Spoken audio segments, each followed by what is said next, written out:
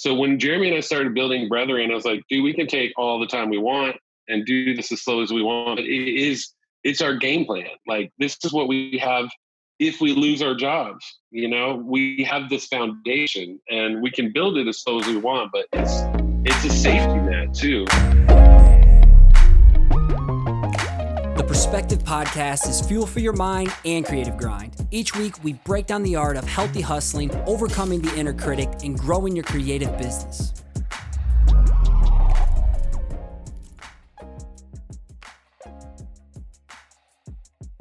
PC family, we got a bunch of bros in the house. I'm talking about that dynamic sibling duo of Jeremy and Jordan Coon of Brethren Design Co. Welcome to the Perspective Podcast. How you guys doing today? Great, man. Thanks for having us. Yeah, so for those who don't know, give us a brief Wikipedia page summary about yourselves. And I guess I should just lead off that we all connected for the first time through Crop, right? Like, yep. I think we were following each other mutually and then finally like connected Crop maybe 2 years ago. Yeah, it was the last Crop, yeah. Yeah, became bros and homies ever since. Sadly, we couldn't make it to Crop this year, but it is what it is. We kept in touch and now you're here. So again, for those who don't know, give us a brief Wikipedia page summary about yourselves, and I'm going to let you two figure out the whole dynamic of who's going to talk. Jeremy, shoot. All right, I'll take it away. Both doing design.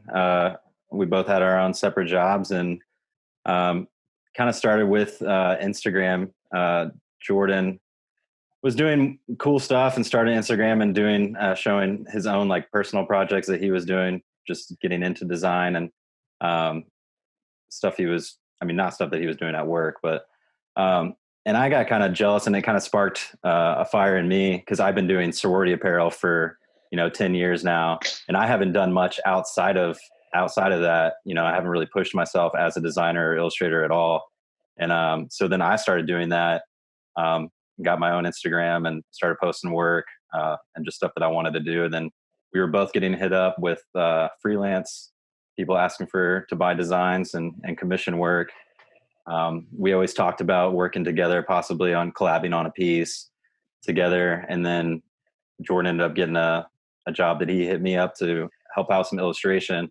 And that ended up being our first collaborative piece. And then we just kind of, after that, we're like, let's just start like doing this like every time, like let's not do projects by ourselves anymore. And then we were like, let's make an identity, and then kind of Brethren popped out of that. Yeah. So it really just started from like trying to make art for fun too, like almost kind of design for fun, make things that we liked, and then just kind of naturally started to collaborate together. And a Brethren was the perfect name because we're brothers. I mean, we talked about names and shit like that, like Power Couple was the name that we thought about. We were like, I don't know. So, and then, the classic thing, which a lot of people that you talk to say the same thing. And a lot of designers like put out the work that you want to get. And we started kind of just doing just that, and I think our first project that we kind of took on together, we knew we wanted to do like food and beer and things that we're into, skateboarding, whatever. There was a food truck here in Tulsa called TNT Wangs, and they had no identity, no branding or whatever. And she had no budget. So we were like, dude, let's just do this pro bono. Let's blow it out, And that was like one of the first projects that we were posting on Instagram, making a big deal out of. And I mean, she loved it. She cried actually when we showed her the deck. Like it was kind of like a move that bus type of thing. That was like the first project, because I remember that. Yeah. Mm-hmm. So that was like the first one, and it was pro bono, but and sadly she didn't end up really utilizing anything except for some merch. She just doesn't have much money to like wrap her truck or anything. But that project got us more work. Mm-hmm. And from the outside looking in, I remember that, and you guys went ham, hard as hell, just decking out all different kinds of variations and patterns, and just showing your assets, and just taking one thing. You could have just posted one logo, and you created like a whole campaign on stuff, regardless if it was going to be used or not. Like you just showed how in depth you could provide from like value standpoint to a business and brand. So like when it first started off, how many years have you been doing Brethren then? What, 2.5 years now, I think? 2.5. Yeah, This shit's still in its infant stage. infant. Yeah. 2018 or late 2017? Yeah, it was like, I think March 2018 or something. Yeah, I have to look back at that first post. Mm-hmm. And how old are both of you? Jeremy, how old are you? I'm 32. Okay. Yeah, so we're same age. And I'm 34. 34. Okay. So big brother set the tone and got little brother just jealous, but in a good, friendly competition way. Like, he got good competitive instead of you getting salty, you know? So like how did it start for you then, Jordan, of just like creating for fun, your personal work? You know, where did that spark come from? It's funny because Jeremy kind of, like, I might have inspired him that way, but Jeremy kind of did traditional college route as a designer. And I didn't get into design till I went to school and I was like 28 or 29 and I went to a 2-year program to learn design. I spent all my 20s playing in bands and shit. And so I would kind of like I would do shirts and things every once in a while, like shitty Photoshop, but Jeremy in design and seeing him kind of make a career and monetize that, I took a step back from music and I was like, I think design might be right for me. It works for my brother. And I started doing that. And I got hired right out of school. I was still in school and I got hired part-time at an agency. And so I was doing the agency thing and it was so much fun. I was learning all this shit. But then whenever I found Instagram, I was seeing all these other illustrators and designers kind of like, you know how it is. It's like people are doing things that they want to do, showing work that they want to do. And I'm like, dude, we have identities. We know who we are. We know what we like. Let's do that shit, you know? And so I think after the agency thing, I was like, man, I want to start making work for fun. And that's kind of how it led to this. It's almost like so organic. It's like an accident, but yeah. It mutually inspiration. Then little bro set the tone, and then you took it to the next level, and then he came with it, and now okay. So I think you said something important. You guys know what you like. You know what your interests are. So when you're like putting brethren together, you know, at the beginning stages, and I want to put other people in like your shoes. Maybe there's side hobbies, and they're ready to like turn it up a couple notches and turn it into a side hustle that can eventually profit and even make it full time. So what was kind of the basis for you guys? Like, yo, this is who we are in our brand. And, you know, kind of what were those elements? What were you looking? What did you know about yourselves that you knew that's how you wanted to like have your brand perception to be around? Man, I think, you know, skateboarding was one thing that, I mean, I didn't skate much growing up, but Jeremy did. And we always talk about that. Like, we collaborated back then. Like, I would film him and he would skate. Like, we would build ramps together or things like that. So we kind of had this love of like skateboarding and punk rock and just kind of art in general. And we're just sort of like party boys in a way too. So we were like, fuck it, that's exactly who we are. We had our fun at Crop. Yeah. Sure. I think that's how we really connected well. Yeah, we definitely have like, you know, similar aesthetics, you know what we like. I think. How would you describe your aesthetics then?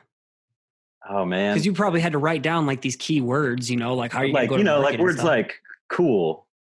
But like, I don't know. Like one of the first things when we were making Brethren shit, we were like, so everything we do is going to be in twos. Like we did the skull hand smoking a cigarette, 2 cigarettes. 2 cigarettes. Like, that's brothers, you know. So we're like, So everything was kind of like built on like this duo thing, and we're like, fuck it. Like I smoke cigarettes. I know it sucks and it's terrible, but we're like, fuck it. That's kind of like the punk rockness of it. And we're like, design that smokes is like a cool tagline. Yeah. And we're like, that's just who we are.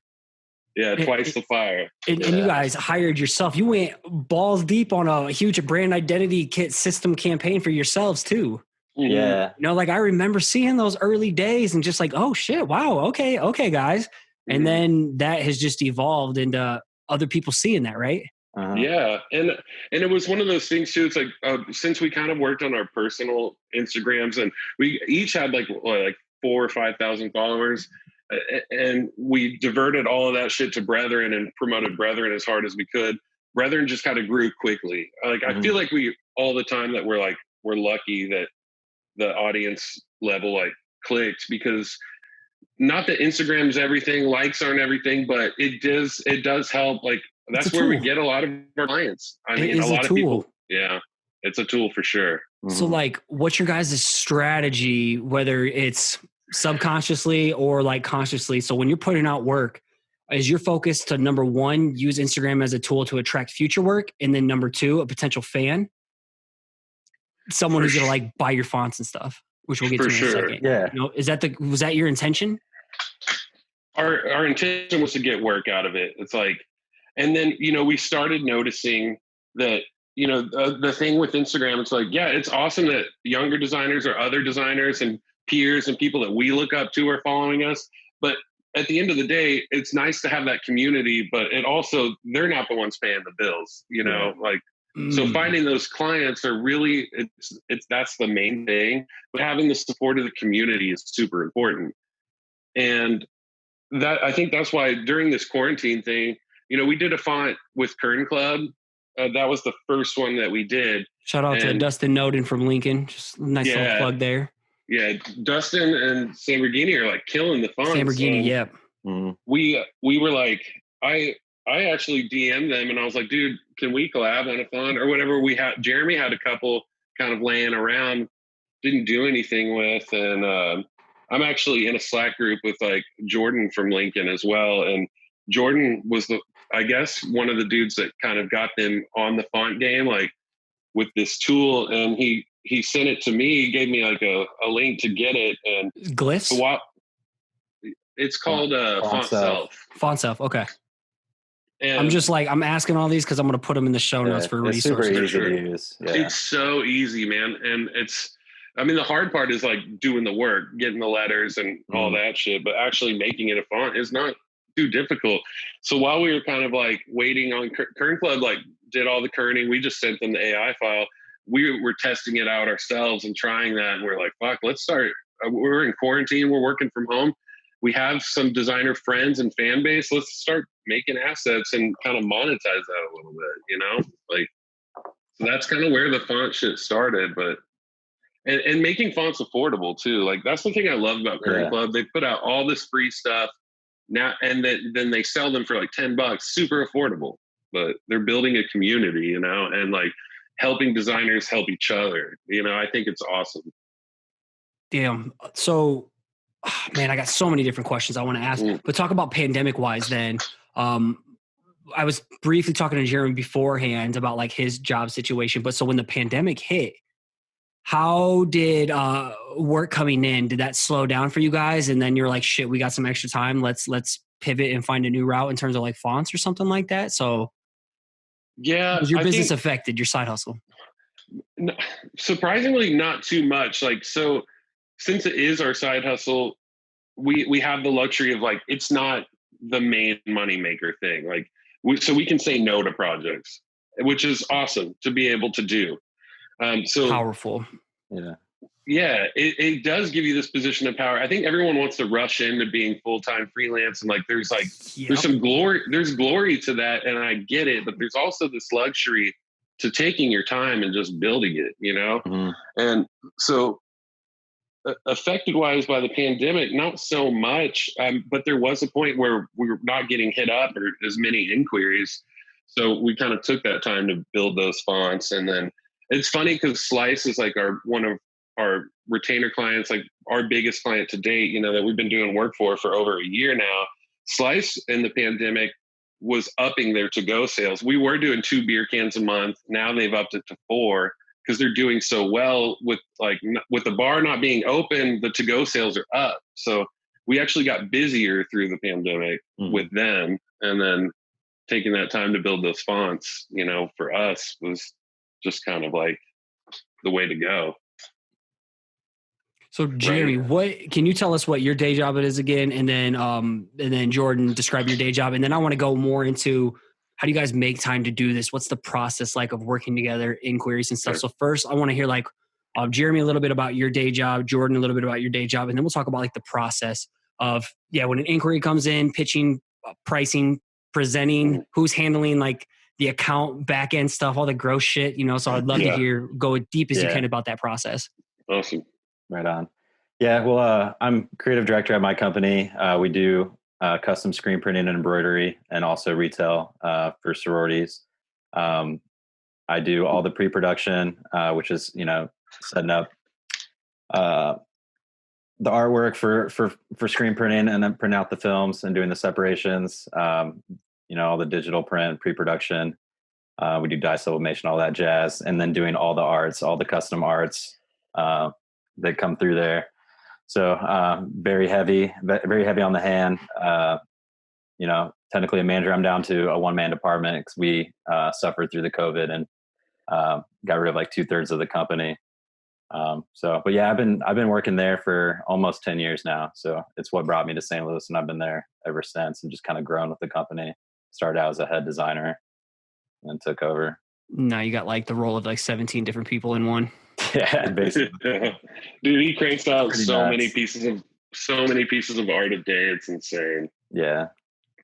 But there's value in it from a sense like all that experience now lends itself perfect for over here in case you guys do merch, or you have a new client that needs to do merch. Sure. You got the whole process set up, or your speed and efficiency. Yeah. Like when I did t-shirt design stuff, freelancing, I was like, oh my God, this stuff kind of sucks. But now I'm like, oh my God, that was like such gold information and knowledge that I can now take to my own stuff or someone else's stuff. So yeah, definitely. For sure. And like I said earlier, like I've been working at agencies since I graduated, and my current agency is called Signal Factory, and they're a great group of people. But yeah, they're like a video first company. Like it's motion design, shoots and editing. And I've been there for almost 3 years now. And whenever I came in, they hired me as an art director, and they're doing like more. They'll take on small branding jobs, and then we have certain clients that I service. I do web ads, print ads, all sorts of shit like that. Now I illustrate for storyboards, for animation and stuff, but I don't do any animation. But having that agency side where, I've been privy to kind of learn the business as far as like pitching, proposals, seeing some of that stuff is super beneficial.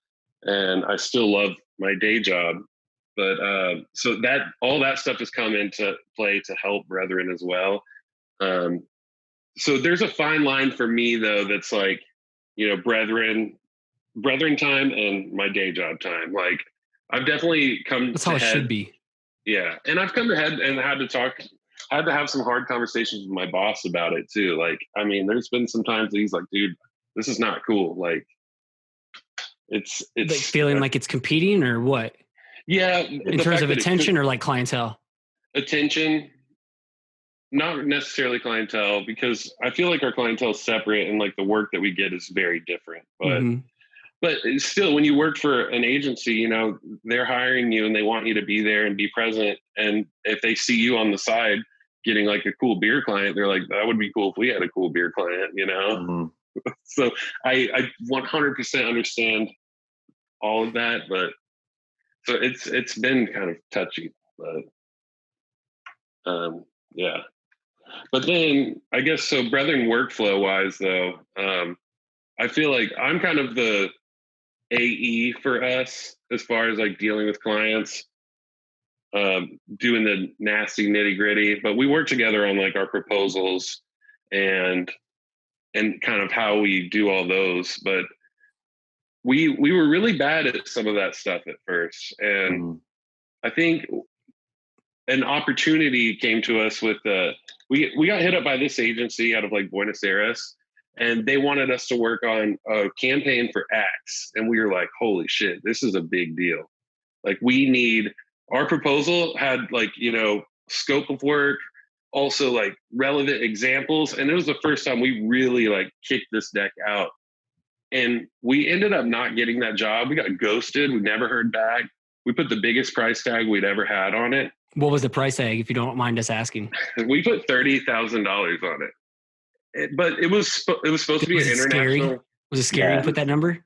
Good. It was. It was. You got to shoot your shots, man. It was like, yeah, you just have no idea.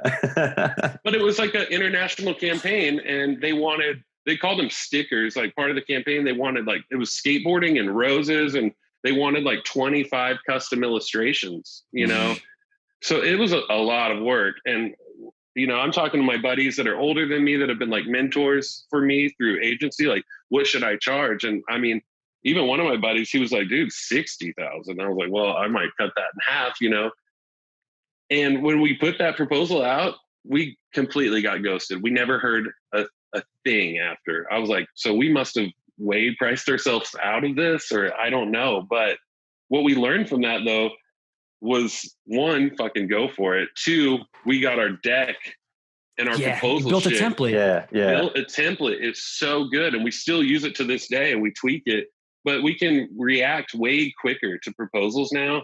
And I swear that we get jobs sometimes because we're so on the up and up on that side of it.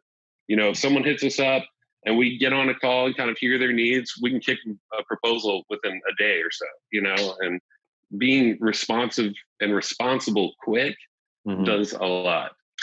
Jeremy, what would you say is like in the beginning, some of your guys' biggest mistakes in learning lessons, you know, in terms of pricing, presenting, proposals, whatever?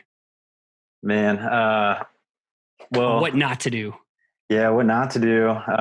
Well, you know, protecting yourself, you know, and your work, you know, we're talking about with those proposals, you know, something simple enough, like I read about it in a book, the Chutzpah book, about, you know, putting expiration dates on your proposals because you might get hit up later down the line and your prices may change. Also, you know, when we started doing graphic kits, and our second one that we did, that company ended up using one of the type marks as their logo. I mean, he used it on everything, like, you know, website, backpacks, hats, just everything. And we didn't say anything in the graphics kits that, you know, you can't use this as a rebrand. So that was something we learned from that project. Cause we would treat that differently, you know, branding costs more than a graphics kit would, you know? So, that was a big learning curve there. Yeah. And we started doing those graphics kits as like ways to kind of turn our apparel jobs into almost like a branding job, like how we would treat it, where we're doing a collection of stuff. So one, it ups the number of art that they get, but it also ups the price for us. And it makes it more worthwhile to do like a $5,000 graphics kit instead of doing like a $500 one t-shirt design. We're more invested there. They are more invested. And that has been working well, but we did make that mistake. It's like we're doing custom type marks of their brand, but just how like Volcom, take Volcom for a brand, they will have their name, you know, in several different ways and typed out different ways, but they still always keep that Volcom stone. So we've had to be clear when we're working with these apparel companies that, yeah, we will take your name and give it a custom type piece, but none of this can be your brand. You know, you can't rebrand your company with it because we're not talking about rebranding right now. We're talking about merchandise and apparel. So setting clear expectations, covering yourself, contracts, expiration dates, proposals, you know, where do you think you like messed up in the beginning in terms of like pricing things, whether it's too low or like sending JPEGs in an email instead of jumping on a call to talk through stuff or little things like that? Definitely. I think we've definitely started out pricing things low, but I do think. Like, give me an example. What was low for something? First was free, just so people know. Like sometimes free work can be awesome. You know, I know there's a lot of people that are haters on free work, and and you could have made that brand on your own. But at the same time, like Draplin talks about all the time, some of the dopest work and the best work you'll ever do is stuff for like people who deserve it or people who need like a break or a friend. You know, so and I love the concept, and I know you and Josh talked about on here, and Josh will do that for Pride. You know, just build a fake brand, ghost brands, ghost brands. I love that idea. But I also love even more with like the Wang saying, if you can find someone that actually needs the help and will implement it, if they put it out into the world, it's a very real thing too. You know, one, you're helping someone help you, like that portfolio shit like that. You know, you can't buy anything better than that. You know, like instead of a mock-up, if you have a real picture of a truck that you did, that's pretty badass. And no one has to know if you did it for free or not. Yeah. I mean, but yeah, I think at first, you know, before Jeremy and I started working together, I did an ice cream shop here in Tulsa, and I charged $500 for the brand, you know, and Jeremy and I were kind of starting around $500 to $1,000, then to $2,000, you know, and you start kind of realizing your worth after a while. I mean, if you're doing shit for a certain price and halfway through it, you're like, this isn't worth it, you need to really check yourself and think about that the next time you take on a project. Definitely. Do you guys have like a minimum now, or do you work in like tiers of packaging? Like here's like a branding tier, you know, there's option 1, maybe it's like a basic, here's a standard, here's like a professional, more deluxe kind of thing. Or do you have like a one flat kind of package? I know sometimes it's going to vary depending on the client's needs, but do you have like these starter kind of levels to deter people to? We don't have that set up quite well, do we, Gary? No, not really. And we've actually talked about it somewhat recently, because you get hit up a lot by people who are just like, how much for a logo? Or I'm looking for a logo. And then they say their budget, they say their budget, which is usually like, you know, in the hundreds sometimes. And it's just like, oh, you don't even want to answer those emails. So sometimes we'll just answer an email like that. Like they just say, I want a logo, and be like, minimum 2K logo. Yeah. And then maybe in our heads, you know, for branding, depending on what it is, you know, we don't want to go for like a branding kit, probably wouldn't want to go below 5, not even, you know, for our whole branding kits that we, for everything that we put in, you know, you can always scale back deliverables and whatnot. But what we've talked about is having a better strategy on those people. Like, don't just give them a number that, you know, and nothing else to feed off from. Like, we need to maybe approach that differently, and giving them more information, be like, well, you know, what you're thinking right now is not really realistic, but if you want, you know, these things, and this is what we can do for you, and give them a little bit more background, a little explanation on why those prices are the way they are, instead of just giving them a price and then being like, and be like, never mind. So another template potentially. Yeah. Yes, exactly. And you never know if you could monetize that, because there's people who are selling templates and stuff all the time for either a contract or It's crazy. And I mean, and there are like a lot of tools like that. And even Jeremy mentioned, I was reading the Chutzpah book, you know, and as I was reading, I was like, shit, we're doing a lot of these things. So I felt good, but there's still like nuggets, like the expiration date on a proposal. I'm like, shit, dude, we need to be implementing that, because it has happened where people, you know, we quoted a branding job for $2,000 at one time. And then now it's like, dude, I don't know. Like, that was 6 months ago. Like, we're busy now. We have more work going on, but the power to say no makes and with the demand there, like that just increases your value when the demand's there and you can say no to people. Yeah. And I would like us to kind of, we've been trying to build out like a services page, because some of it is also just educational. Like when we say branding kit and they say logo, there's a huge gap in between what that means, you know? They want a logo, and we're talking about, hey, let's do a deep dive where we have an hour about your strategy, what kind of positioning you want, what's the tone of voice of your company, you know, because we want to help you write taglines.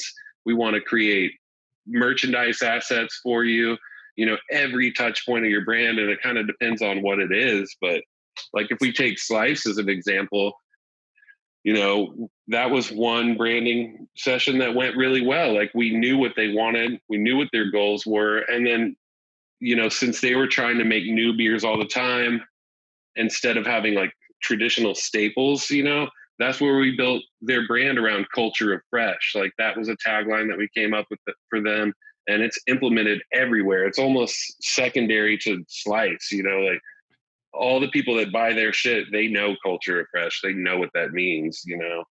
And I think there's a huge value add too. You're not just technicians of designers. You literally thrive, you two together, in the world of brand strategy. Mm-hmm. You know, that's just another option that I don't think people keep in account of, like how much they're charging. They're just charging like, okay, I'm doing a logo for someone, but honestly, you're kind of consulting too. Yeah. Sure. There's much more. Yeah.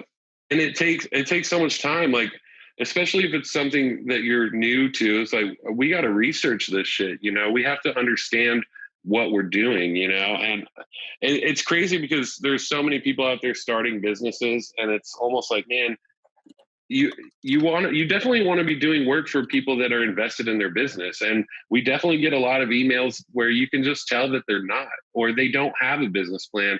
They're not even set up. Like if you're going to, you know, spend $200 on a logo and want it done in 1 or 2 weeks, it's like, how serious are you about your business? mean, not much, I would say. How do you guys make time for all of this outside of your day jobs? What's your like current routine, your schedules? How do you guys have agreements of passing on work or like, yo, we need to bang this out by the end of this week? Make it happen. How does that work of making time? Because that's the biggest thing I think people tell me. Side hustlers are people looking to take their hobby a little bit more serious to build that side hustle. And I want to get to the point of this mentality of how what you guys are doing right now is preparing you for that next step if you were to take or want to take that next step. So like, how do you make time to grind right now outside of your day jobs? I think one thing that I guess makes it easier for us is because we have the ability to pick projects that we want. So it's like passion projects in a sense to where like, so we're already wanting to do the work, put in the work and have the time. I mean, for me, that's kind of, like I have what I'm doing, the design stuff I'm doing at work, is nothing to like what I'm doing with Brethren, and everything is like, I'm not overlap. You're not feeling too drained or anything. Not too, I mean, in the wrist and the fit, in the body, but not in the mind. So, and then we're really good at collaborating. We divide and conquer at times. We will actually, I'll do a part and throw it back to him. We use the Creative Cloud libraries to do that, which is super helpful and useful. So it's a lifesaver, dude. Yeah. We're also pretty efficient designers as well. We can design fast. But yeah, you just gotta make the time. Is it mornings, weekends? Yeah, I mean, dude, like Saturday mornings are a key time for me. Like I get up anyway early. Like it's like I have an alarm clock already going off on Saturday, even though I don't have it set. But I'll wake up and just go down, start working on some Brethren stuff in the morning. And Saturdays for me is a no-go because I'm with my daughter all day until she goes to bed on Saturday. So, and having kids, I mean, that in the mix as well makes it even more difficult.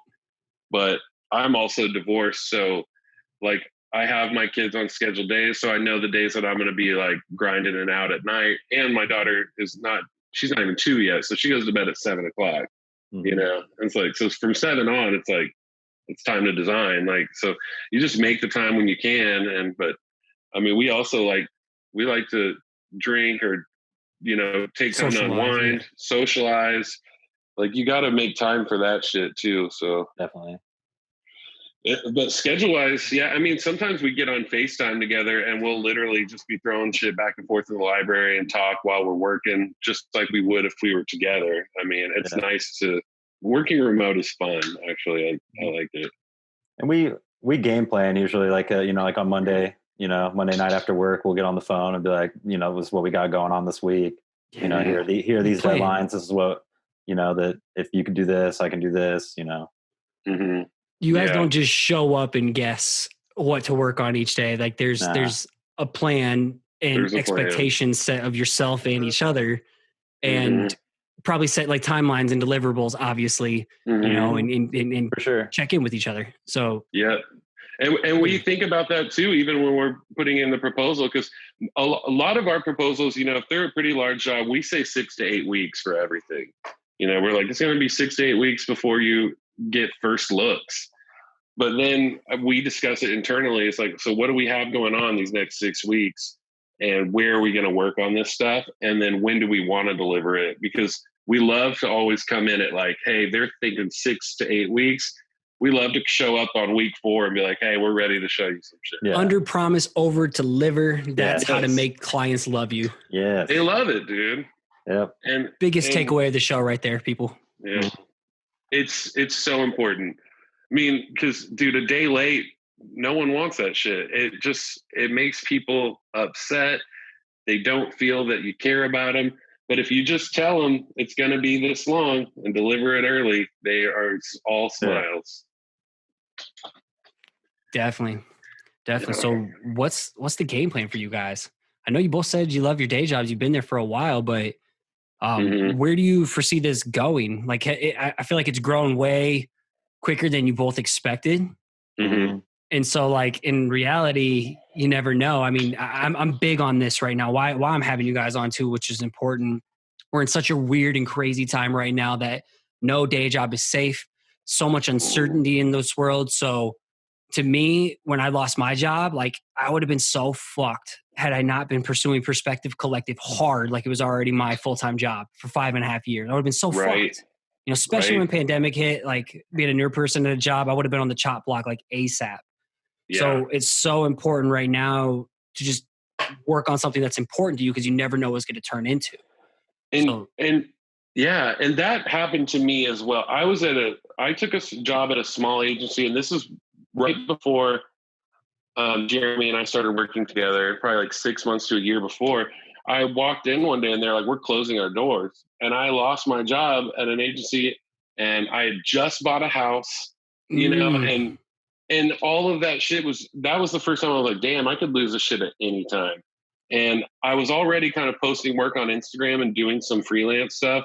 So when Jeremy and I started building Brethren, I was like, dude, we can take all the time we want and do this as slow as we want. But it's our game plan. Like, this is what we have. If we lose our jobs, you know, we have this foundation and we can build it as slow as we want, but it's a safety net too. And I even positioned that to my boss whenever we had talked about, you know, me doing Brethren. I was like, you know, you and I both know, because he built a business himself and he used to work at an agency. He knows where I'm coming from. And I was like, you and I both know this place is not American Airlines. Like, I'm not going to be here for 25 years. I'm not going to get a pension. I'm not going to be able to retire here. You know, you're not going to give me a gold watch. Like, the best case scenario is that I'm going to work here for 5 to 10 years and do really good work for you that hopefully gets other work. And you'll find a younger version of me, you know, and they will replace you. So what I'm doing it's what I'm doing on the side. What I'm doing on the side is to protect myself for just anything, you know? No, I love that. So like, what's kind of the future vision for you two, Jeremy, if you want to lead off? Future vision. I mean, yeah, like it'd be nice if one day if we had enough retainer clients. I mean, that's kind of like even where we're at now, like is if we had the stability of more retainer clients like we have like with Slice, you know, that's where we'd feel safe to, you know, jump ship. You know, so, you know, I don't know, maybe future vision of like, you know, next 5 years, that could be somewhere. I mean, maybe sooner, but kind of seeing ourselves. Is that the goal though, for you guys to eventually like? I would to eventually, yeah. If we can make enough money, if we can make the money that would replace our 9 to 5s, you know, and then we'd be able to have even the extra money to, you know, pay for our insurance. It would be more without our jobs, you know, like that would be amazing. Yeah, it's hard to do as well though it's hard to do under the philosophy that we have too of like we want to do like passion type projects, and that's hard to do whenever if you want it to be your main thing, you know, paying all the bills. Like you can't be picky whenever it's that way. So the slow build is okay for us right now, but no, I love that. It's like you still have what you have a carrot you're chasing. You're still staying realistic and slow build. Like the main thing I preach here is a slow and steady grind. And people glorify the life of freelance, but they don't think about having to pay insurance, you know, and you know, all the other aspects that come with it. Like, are you doing your own 401k? IRA? Like, what's your investment strategy? Are you paying off debt? Like, what is it to like free up your assets so you can have freedom and a bigger safety net? So people don't think about that, and I think that's so important. Even the taxes side of it, it's like, damn, like you know, dude, take 30% Take 30% of 5K. That's like quite a nice chunk, you know. And then us working together, we split everything. So, let's get real. Jeremy and I are not great businessmen. Like, it has taken us a long time to get our shit together. We just got our bank account and everything in order. December, Jeremy? Yeah, last year to do it right this year. Yeah, to do it right. For 2020, you know, because we're getting freaking Venmo and PayPal left and right. You know, I'm like, And we were starting to make enough money that I'm like, dude, we're going to get flagged. We're going to get audited. We're going to get in trouble, dude. Time to do it right. Yeah. So now, we have our bank account, and this whole year, we haven't even paid ourselves a dime from it. We put it all in that bank account, stacking it away. And we have a number in our mind too that's like, dude, okay, if our bank account has 200K in it, then, and we're still getting the projects that we're getting, and we have a couple retainers, we're safe for a year, a piece. We have 100K a piece. That's a good safety net. It's a fucking great safety net for a year. Like most people, it's like, hey, 3 to 6 months of expenses. Yeah. So that's great. That's awesome. It's kind of a high goal, I guess, but it also is just like realistic as hell, dude. To me, that's chump change of what I see you guys doing. Cause like, I also like to paint a picture of like so much can happen in a year. Oh yeah. Mm-hmm. Like my side hustle went from like 2 years, 0 money, then 1,000, then 2,000. Each year it doubled to where it was like 15,000. Then 2019, it was 35,000. And this year it's insane of what it's transformed to outside of like not having the day job anymore. So like what you guys could be doing this time next year, once you keep getting your shit together more and more. Mm-hmm. Yeah. I think you're going to shock yourselves. Well, and that's like the most exciting. That's the most exciting part about all this too, is like the unknown and like what is it going to be like 6 months from now? It's so fun. Like it's a rush, dude, and it's addicting to like, man, what kind of opportunities are going to arise? Like you never know. Like we just did that shit with Adobe. When we got hit up for that, we were like, no fucking way. Shout out to you guys on the Adobe designers. That would have been a couple weeks ago when this comes out. Yeah, like. So we got that project through this agency, and when they sent the email, said, hey, one of our clients is interested in you working on a project with them. And I go to the agency's website. They didn't say anything. They just asked us to sign this NDA. And I go to that agency's website, and they have like Netflix, Paramount Pictures, Adobe, all this stuff. And I call Jeremy. I'm like, dude, what the fuck is this going to be? And that's like the shit that like we get so excited about, I'm like, what, all the possibilities, dude. I'm already like dreaming in my head what the project is going to be, just not being realistic at all. Like, that's good though, man. But like, okay, so big thing you're saying right there without even saying it is most people don't view the unknown as exciting and addicting. They view the unknown as scary, and their mind and brain is wired to keep them safe. Lizard brain of like the fear of the unknown. Your mind can't measure it, so it's going to keep you safe. But you're operating, both you guys, from an abundance mindset. I was like, oh my God, what's going to happen 6 months to a year from now? The opportunities and everything, versus a mindset of lack, fear, non-abundance. So that's a big mindset shift for people who like. If you want to start taking your shit seriously, you got to like change your perspective.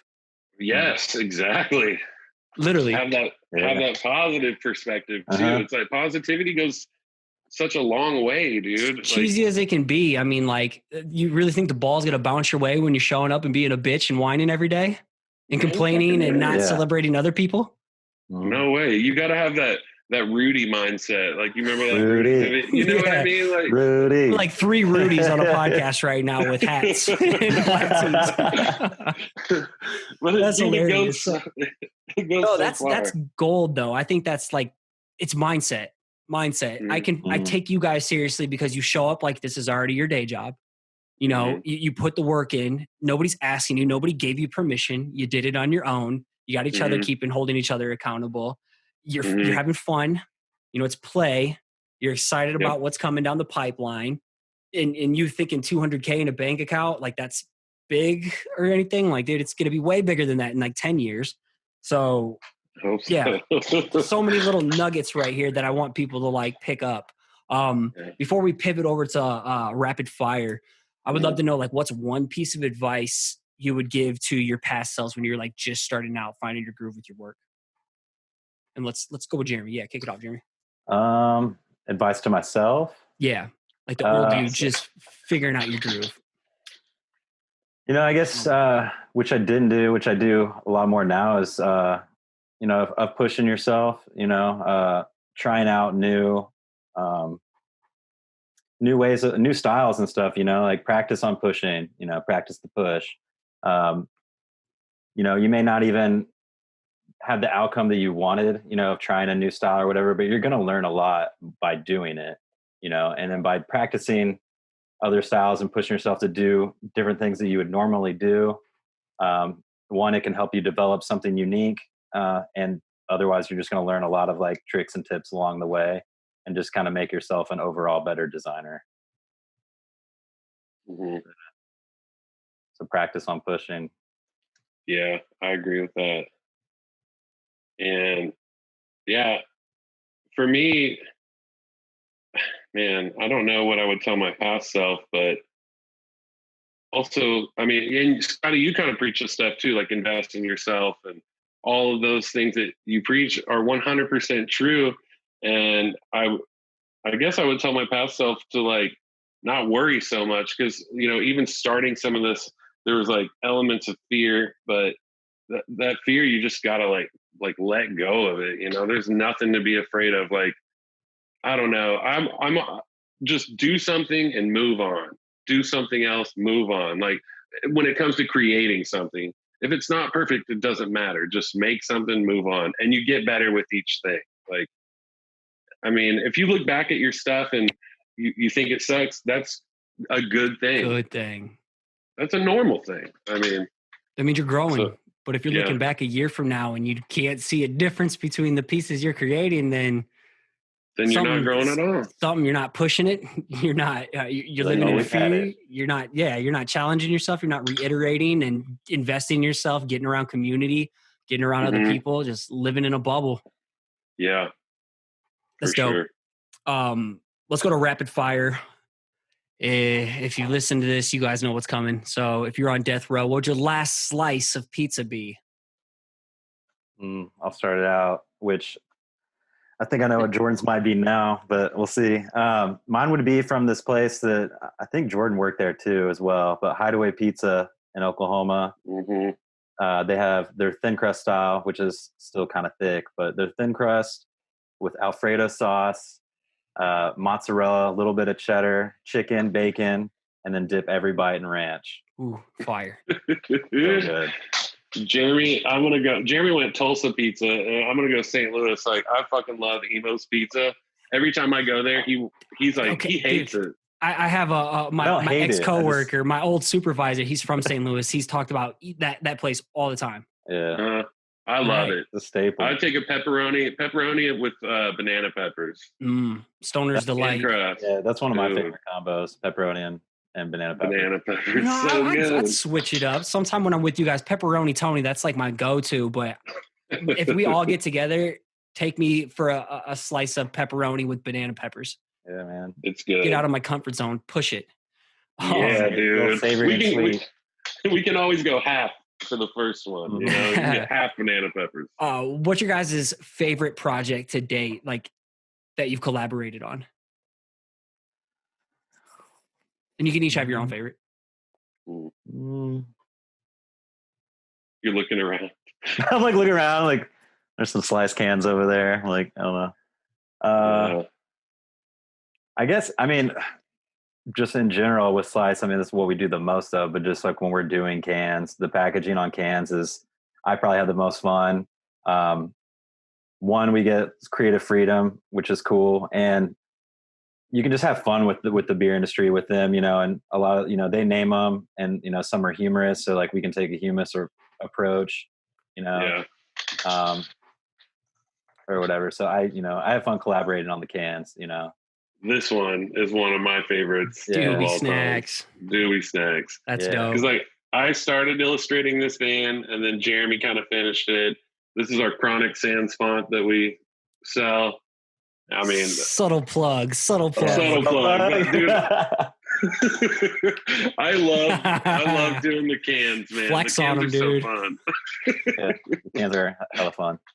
All right. If you could have lunch with one person dead or alive, who would it be and why? I guess, well, a funny one would be like, let's say Banksy, just so I know who he is. No shit, dude. But maybe like and on a little on the dark side, maybe just have like lunch with Charles Manson and just like see where that convo goes. See what's on that dude's mind. That's the first time that one's been brought up. For sure, dude. For me right now, it's funny. I think mine right now would be Abraham Lincoln, because everyone is talking with all the politics going on. I think it's so funny that all the Republicans love to say, we're Lincoln's party. And I would love to sit down to dinner with Lincoln and be like, are you with all these fucking people right now or not? Like, come on. And like, dude, Amir from Grow Case, like, put Lincoln in just randomly in my mascot logo. So now I feel like I'm like having some kind of symbol, and then I have pizza in it. So those conspiracy theories think I'm like part of Pizzagate and all these different things. I'm like, oh man, what did you do to me, man? All right, back to pizza. Without the Pizzagate, pizza rolls, pizza bagels, or Hot Pockets. Ooh, pizza bagels. Pizza's on a bagel. When pizza's on a bagel, you can eat pizza anytime. Gangster. Dude, I'm pizza bagel as well, dude. Damn, you're a pizza roll guy. I love pizza rolls. You're at such a burn risk, though. Yeah, and you gotta be good at it. Though, man, this shit always tore up the roof of my mouth. You gotta cook the pizza rolls just right, because otherwise they'll just like pop, and that pizza guts will just go on the outside. There's a specific cooling period. Yeah, right. All right. Do you microwave them?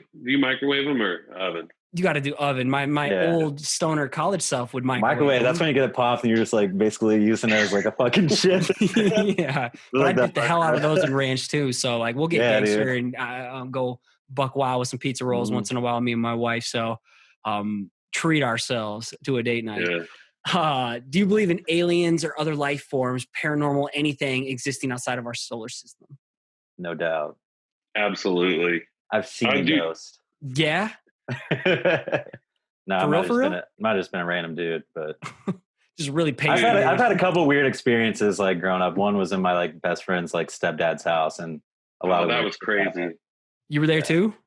No, I just know all about it. Yeah. It like basically his friend's house had like a poltergeist type situation. Dude, that stuff fascinates me. Absolutely fascinates me. I believe in it enough to where like there's a hotel in Arkansas that's not far from here. And it used to be an old, I can't remember the name of the hotel right now, but it used to be an old mental hospital. And I will not stay there because like, I'm just too scared. Like I'll go tour it, but I won't. I believe in it enough where I will not stay in a haunted don't put place. Yourself in that position to have any engagement in a negative way with evil. I believe it though. All right. Well, sometime when we link up, I would love to hear that story. Last one, where can people go to follow you guys online, support you, and get your fonts? You can support us at Brethren Design Co. on Instagram, at our website at www.brethrendesignco.com is where you can see all our work. You can also purchase our fonts on there at our Brethren store. I think we have like 10 fonts available at the moment. I got a couple in the works right now. They'll be shown soon, so get excited for those. Yep. And hot tip, we're on Dribbble as well. If you're a designer, if you like seeing some stuff early, like we'll post our stuff on Dribbble sometimes before Instagram. But All right, I'll make sure to drop the Dribbble. Do you guys both have accounts, or is it a joint account? Just a Brethren. Brethren. Okay, cool. That makes it easier for where I show stuff. You got like a Behance or anything you rock to? We do not actually. All right then. Well, we will. I appreciate you guys. This was dope getting to like share your story. I even learned a lot more about you guys as well. I'm sure we talked about a lot of stuff, but we also got pretty crunk together as well. So lost the details, but I really appreciate you guys more than you know. This was dope, and let's keep in touch. Yeah, man. Awesome, dude. Thanks for having us. Right. Yeah. Peace out. Thanks again for listening. It'd be awesome if you took the time to subscribe to the channel, hit the like button, and let the comment below so we can connect. Again, if you want to catch a shout out as a future listener of the week, make sure you subscribe to the show on iTunes and give it a rating and review.